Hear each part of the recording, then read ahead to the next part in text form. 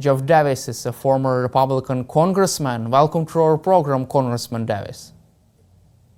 Good to be with you today. Donald Trump beats Kamala Harris in the US general election. Meanwhile, North Korean troops engaged in a combat in the Kursk region of Russia for the first time, according to Reuters. Do you feel that Ukraine faces the darkest moment of its war right now? Well, one of my heroes and role models from my time in the Army was General Colin Powell, who retired as chairman of the Joint Chiefs of Staff. And he would tell young officers back in the day that it's never as bad or as good as you think it is. Certainly the presence of the North Korean troops is concerning. However, I think it's also a sign of the internal struggles and desperation that are going on inside of Russia right now. Putin has taken a great gamble, and my suspicion is that, again, the North Korean soldiers have never been in combat. They're used to killing their own people who are unarmed. And, from what I have been hearing, they're not faring too well against Ukraine's infantry. Coming to the election, however, I would say this, that, it raises questions, but this election in America was not about Ukraine. The election in America was about American domestic issues that fell into two areas. One that was very animating to people from an economic perspective, and this is why you saw the great move of previous Democrat voters moving over among minorities and among factory workers, tradesmen, is because many of the policies that the Biden administration has been putting forward, for example, its electric vehicle policies, its green energy policies, don't fit strategically nor scientifically as possibilities. And it is also going to cost many, many jobs in America. And so you had that one component was driving this. And frankly, the second component that drove part of this was the resentment that people like me from the heartland of the country have felt. And this is really across the board, purely a domestic election, in my opinion, but having people share ideas taught on college campuses that aren't true, the whole gender issues, the whole, what in America is called wokeism, a rewriting of our history that's simply not true. You can think about this in a sense of Russia trying to rewrite Ukraine's actual history, and it created boiling resentment that's been there for some time. A more normal Republican would have run away with this race, probably winning by an even bigger margin. But the fact that Donald Trump won with a popular margin and is likely to have the Congress with him. The House is hanging in the balance right now, waiting for California and Southwestern races to come in. My feeling, though, is that people in Ukraine should understand this was a domestic vote. This was not a vote about Ukraine. There's still very strong support in many areas of the party, the government, and certainly in the U.S. military to support Ukraine in its fight for freedom. Why did Kamala Harris fail to win this election, and why were the polls wrong about her advantage over Donald Trump? Well, the first thing that I would tell you is polling done well is typically quite accurate, but it's based on assumptions that you put together. This election, to people who are looking on the outside or those who do not work in politics, are talking about mandates and sweeping change and all of this. But the reality is this election turned on less than 2% of the electorate, so it was very close. And in addition to that, as I believe I said on the interview last month, that because the margins are so close on the polling, that small shifts one direction or the other could lead to a very large outcome. Trump had the advantage from the standpoint of the working class values that we talked about in the last question, but there are three basic reasons that caused Kamala Harris to lose. Number one, she was saddled with the record of the Biden administration, which was extraordinarily unpopular with many Americans. His electric vehicle policies don't consider the role of China controlling our supply chain or the loss of jobs that would come with these mandates. The unscientific nature of many of these proposals to do away with internal combustion vehicles, that pushed many manufacturing sectors, workers pushed back on that considerably. In addition to that, his policies related to other aspects of energy generation development were not rational. They played to a component of the far left that didn't consider the needs of our own need for industrial mobilization with the rising global threats that virtually everybody with two eyes can see if they pay attention to it. The second reason that she lost from a mechanical standpoint was that she was unable to articulate clear policy answers. And I wish she had done in that sense if she wanted to be competitive. You know, I'm a Republican, I'm a conservative, or at least what a conservative was 10 or 15 years ago, who believes in smaller government, lower taxes, strong national defense, and effective trade relations and alliances. But she never pushed back on any Biden policies. And in fact, reinforced in media interviews policy positions that very much angered the electorate. And so that created another hurdle. And her main issues that she talked about were protecting democracy. And I think our democracy worked based on what we're seeing happening. It can be very messy, as Ukrainians know from their own elections. The other thing that was a problem, finally, was that she came in late and did not find a pathway to connect with ordinary people. And because of unclear policies, the seeming inability to actually answer a question in a straightforward way, you know, much of what Donald Trump says can be considered vulgar and crude, but at least there's an answer to the question. And that was a problem as well. And then finally, from a voter turnout standpoint, voter passion and voter energy matters. And I know that she talked about a campaign of love and joy, but I'll tell you, from having been Nancy Pelosi's number 5 target in the entire country 18 years ago, the people who came out to vote and reelected me by a stunning 10-point margin when everybody was believing I was defeated in Washington, anger is a greater motivation than love. And I think that this follows a pattern of past elections in our country. If Republicans win majority in the House of Representatives, would it mean a total power of Donald Trump? No. The president has certainly, regardless of party, has strong executive authority for regulations within the construct of enacted law. It's an area of debate, and frankly, based on the Supreme Court Chevron ruling, that came out that reduced the regulation or rulemaking capability of the executive branch of the president, may in fact limit his ability to enact certain, or not enact, but to bring about certain regulatory changes. The other thing to keep in mind is that when you have narrow margins like this in both the Senate and the House, smaller groups of individuals carry outsized weight. So that's up in the air. For example, when it comes to support for NATO and support for Ukraine, there's a tremendously strong level of support in the defense committees on appropriations, which pushes the money into accounts. And there's very strong support on the armed services committees in both the House and Senate.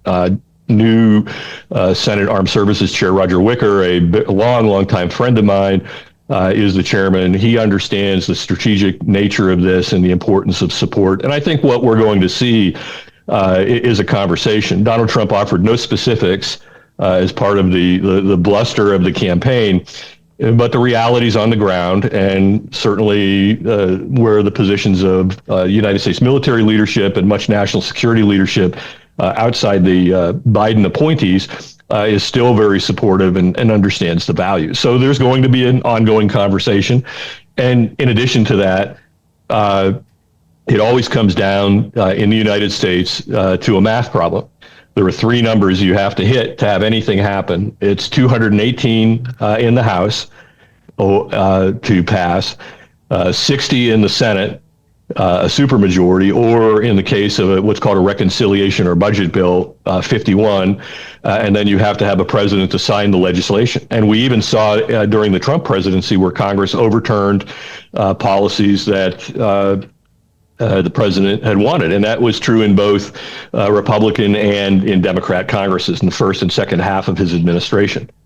So this will be a conversation to take place. And I think the best thing to do is remain calm and carry on and focus on keeping a true message of the importance of this. And I have confidence that we're going to carry on in some form that will be helpful. How could Ukraine continue to receive this aid from the United States if Donald Trump decides to halt supplies of weapons to Ukraine in order to push Ukraine to conduct negotiations with Russia? My suspicion is it would be the opposite. Depending on who's the Secretary of Defense is, I know where the U.S. military leadership is, and also U.S. Army Europe and the NATO commander, Chris Kvoli, are on this. But the reality, I believe, is going to come down to the discussions that will take place once the administration can get its feet on the ground. Putin has already come out and declared that we're essentially an enemy because we're supporting you, your country. Supporting Ukraine is the right thing to do against tyranny and evil. And Putin has laid down that there won't be any retrenchment or withdrawal of land as kind of an opening position. But we also know that his country is in real economic trouble. They have manpower issues. And I would say for somebody who wants to be a vaunted superpower to say that we've got to go to North Korea, of all places, to get reinforcements is more of an indication of the internal problems, not to mention their 21% lending rate in the national bank, which gives a great snapshot of the internal problems. That doesn't mean that they're going to collapse imminently, but I think there is a real case and plenty of evidence to point out the importance of seeing this through because of the larger global situation. And Ukraine is literally, in my opinion, on the front line of global freedom, not just fighting for its survival and for its independence.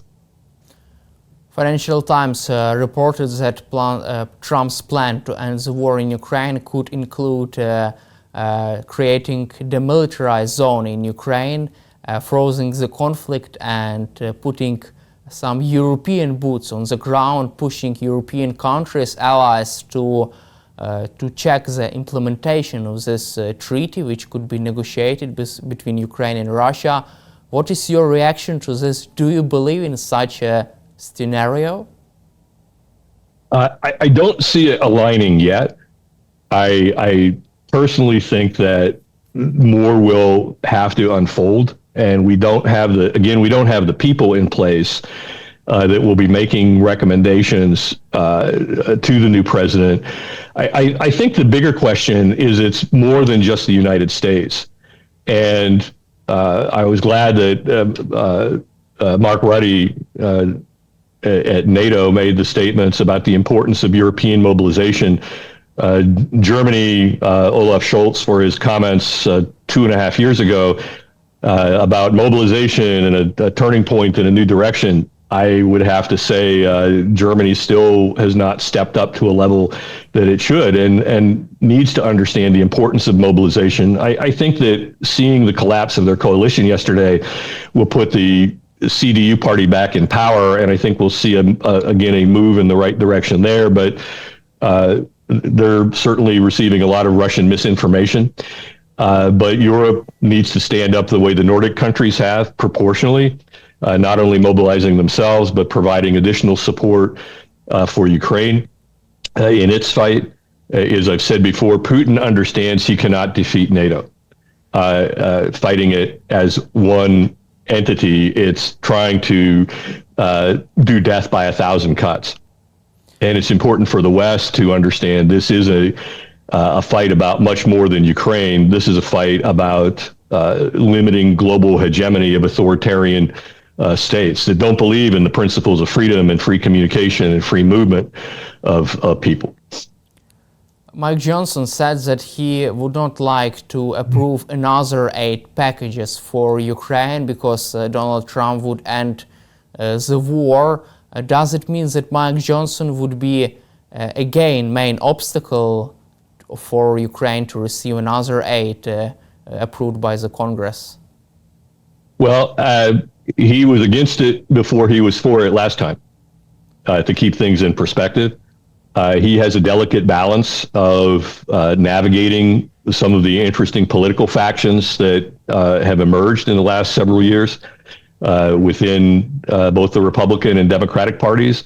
But the one thing that I would tell you is the importance of having a voice of more than simply defeating Russia, but also Christians in Ukraine of all stripes. I would encourage to reach out through every available means into the American evangelical Christian community, the Catholic community, Baptist, charismatic communities, every denomination and flavor of Christianity that is found in Ukraine should be reaching out and aggressively pointing out across the spectrum to American Christian leaders of all stripes, especially conservative Christian leaders, the atrocities that the Russians regularly commit against people of faith. And that is a message. That was what moved Mike Johnson to move this bill earlier in the year. And I believe that message is important, that it gets into conservative Republican circles, that they hear and see this because it is a real factor. It matters. And certainly I've tried to be a small voice in that area. I don't have the reach that I used to when I was in office, but I know many others who have reached out as well. And the testimonies of people who have been tortured need to be sent into these church communities to understand that what you're asking for is not American soldiers, is simply the help to protect yourself, to get to a restoration of stability and freedom and hope in Ukraine, which will benefit the entire world. Do you think that Vladimir Putin is happy with the outcome of this U.S. general election? Well, I think that he's posturing right now. I found it interesting that Medvedev's, one of his communications people, sent out a social media message saying, "Thank God," when the results came in. I would always say, be careful what you wish for, because the same president they're cheering was the one that made sure that Ukraine had Javelin missiles or anti-tank missiles, as well as a host of other munitions well before the war began. The thing that I would say, though, is that comment from Medvedev's office is much more of an indicator of how desperate the situation is on the Russian side.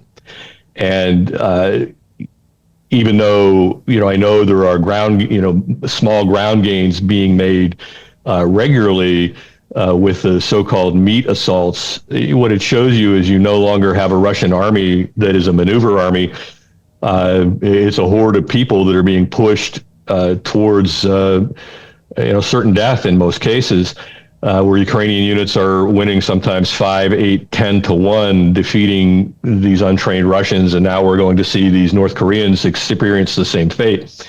Eventually, that creates a tipping point within Russia. And I think ultimately one of the decisions that needs to be made, and it's certainly a possibility, is giving release on the weapon systems prior to a call for negotiations to allow Ukraine to punch even harder and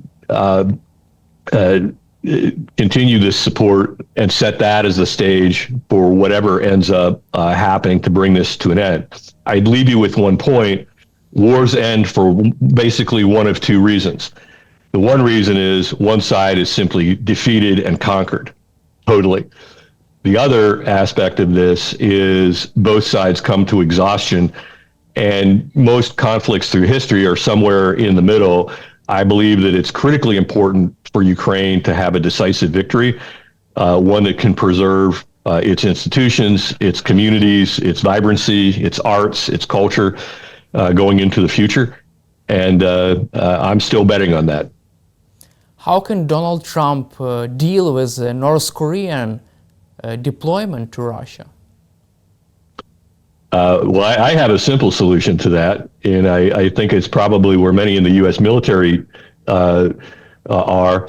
I had to laugh when I saw the social memes that were coming out, largely driven by Russians, about how the North Koreans are going to get this great war experience that they can take back to their home country to threaten South Korea.